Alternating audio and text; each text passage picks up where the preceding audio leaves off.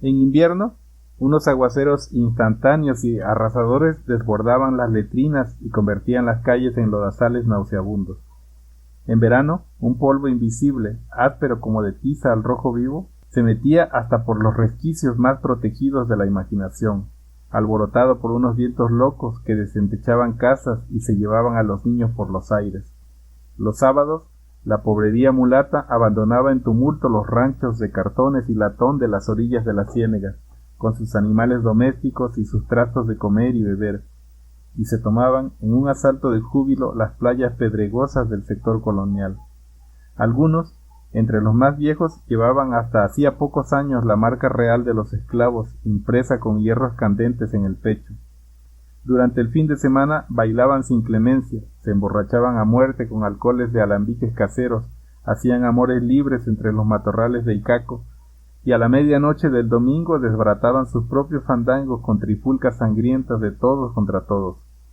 Era la misma muchedumbre impetuosa que el resto de la semana se infiltraba en las plazas y callejuelas de los barrios antiguos, con ventorrillos de cuanto fuera posible comprar y vender, y le infundían a la ciudad muerta un frenesí de feria humana olorosa a pescado frito, una vida nueva. La independencia del dominio español y luego la abolición de la esclavitud precipitaron el estado de decadencia honorable en que nació y creció el doctor Juvenal Urbino. Las grandes familias de antaño se hundían en silencio dentro de sus alcázares desguarnecidos, en los vericuetos de las calles adoquinadas que tan eficaces habían sido en sorpresas de guerras y desembarcos de bucaneros. La maleza se descolgaba por los balcones y abría grietas en los muros de cal y canto, aun en las mansiones mejor tenidas, y la única señal viva a las 2 de la tarde eran los lánguidos ejercicios de piano en la penumbra de la siesta. Adentro, en los frescos dormitorios saturados de incienso, las mujeres se guardaban del sol como de un contagio indigno, y aun en las misas de madrugada se tapaban la cara con las mantillas. Sus amores eran lentos y difíciles, perturbados a menudo por presagios siniestros, y la vida les parecía interminable. Al anochecer, en el instante opresivo del tránsito, se alzaba de las ciénegas una tormenta de zancudos carniceros y una tierna vaharada de mierda humana, cálida y triste, revolvía en el fondo del alma la certidumbre de la muerte. Pues la vida propia de la ciudad colonial, que el joven Juvenal Urbino solía idealizar en sus melancolías de París, era entonces una ilusión de la memoria. Su comercio había sido el más próspero del Caribe en el siglo XVIII, sobre todo por el privilegio ingrato de ser el más grande mercado de esclavos africanos en las Américas. Fue además la residencia habitual de los virreyes del nuevo reino de Granada, que preferían gobernar desde aquí, frente al océano del mundo, y no en la capital distante y helada cuya llovizna de siglos les trastornaba el sentido de la realidad. Varias veces al año se concentraban en la bahía las flotas de galeones cargados con los caudales de Potosí, de Quito, de Veracruz, y la ciudad vivía entonces los que fueron sus años de gloria. El viernes 8 de junio de 1708, a las 4 de la tarde, el galeón San José, que acababa de zarpar para Cádiz con un cargamento de piedras y metales preciosos por $500,000 de pesos de la época, fue hundido por una escuadra inglesa frente a la entrada del puerto y 2 siglos largos después no había sido aún rescatado. Aquella fortuna yacente en fondos de corales, con el cadáver del comandante flotando de medio lado en el puesto de mando, solía ser evocada por los historiadores como el emblema de la ciudad ahogada en los recuerdos. Al otro lado de la bahía, en el barrio residencial de La Manga, la casa del doctor Juvenal Urbino estaba en otro tiempo. Era grande y fresca, de una sola planta y con un pórtico de columnas dóricas en la terraza exterior, desde la cual se dominaba el estanque de miasmas y escombros de naufragios de la bahía.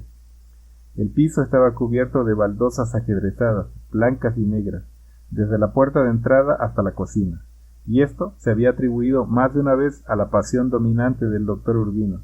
sin recordar que era una debilidad común de los maestros de obras catalanes que construyeron a principios de este siglo aquel barrio de ricos recientes.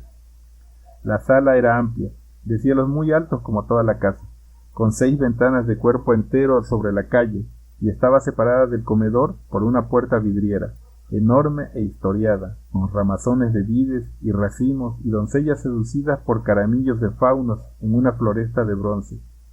Los muebles de recibo, hasta el reloj de péndulo de la sala que tenían la presencia de un centinela vivo, eran todos originales ingleses de fines del siglo XIX, y las lámparas colgadas eran de lágrimas de cristal de roca, y había por todas partes jarrones y floreros de Sevres, y estatuillas de idilios paganos en alabastro. Pero aquella coherencia europea se acababa en el resto de la casa, donde las butacas de mimbre se confundían con mecedores vieneses y taburetes de cuero de artesanía local. En los dormitorios, además de las camas, había espléndidas hamacas de San Jacinto con el nombre del dueño bordado en letras góticas con hilos de seda y flecos de colores en las orillas. El espacio concebido en sus orígenes para las cenas de gala, a un lado del comedor, fue aprovechado para una pequeña sala de música donde se daban conciertos íntimos cuando venían intérpretes notables. Las baldosas habían sido cubiertas con las alfombras turcas compradas en la Exposición Universal de París para mejorar el silencio del ámbito. Había una ortofónica de modelo reciente junto a un estante con discos bien ordenados, y en un rincón, cubierto con un mantón de Manila, estaban el piano que el doctor Urbino no había vuelto a tocar en muchos años. En toda la casa se notaba el juicio y el recelo de una mujer con los pies bien plantados sobre la tierra. Sin embargo, ningún otro lugar revelaba la solemnidad meticulosa de la biblioteca, que fue el santuario del doctor Urbino antes de que se lo llevara a la vejez. Allí, alrededor del escritorio de nogal de su padre y de las poltronas de cuero capitonado, hizo cubrir los muros y hasta las ventanas con anaqueles vidriados y colocó en un orden casi demente 3000 libros idénticos empastados en piel de becerro y con sus iniciales doradas en el lomo. Al contrario de las otras estancias, que estaban a merced de los estropicios y de los malos alientos del puerto, la biblioteca tuvo siempre el sigilo y el olor de una abadía. Nacidos y criados bajo la superstición caribe de abrir puertas y ventanas para convocar una fresca que no existía en la realidad, el doctor Urbino y su esposa se sintieron al principio con el corazón oprimido por el encierro, pero terminaron por convencerse de las bondades del método romano contra el calor, que consistía en mantener las casas cerradas en el sopor de agosto para que no se metiera el aire caliente de la calle, y abrirlas por completo para los vientos de la noche. La suya fue desde entonces la más fresca en el sol bravo de la Manga, y era una dicha hacer la siesta en la penumbra de los dormitorios y sentarse por la tarde en el pórtico a ver pasar los cargueros de Nueva Orleans y los buques fluviales de rueda de madera con las luces encendidas al atardecer, que iban purificando con un reguero de música el muladar estancado de la bahía. Era también la mejor protegida de diciembre a marzo, cuando los alisios del norte desbarataban los tejados y se pasaban la noche dando vueltas como lobos hambrientos alrededor de la casa en busca de un resquicio para meterse. Nadie pensó nunca que el matrimonio afincado sobre aquellos cimientos pudiera tener algún motivo para no ser feliz. En todo caso, el doctor Urbino no lo era aquella mañana, cuando volvió a su casa antes de las 10, trastornado por las 2 visitas que no solo le habían hecho perder la misa de Pentecostés, sino que amenazaban con volverlo distinto a una edad en que ya todo parecía consumado. Quería dormir una siesta de perro mientras llegaba a la hora del almuerzo de gala del doctor Lacides Olivela,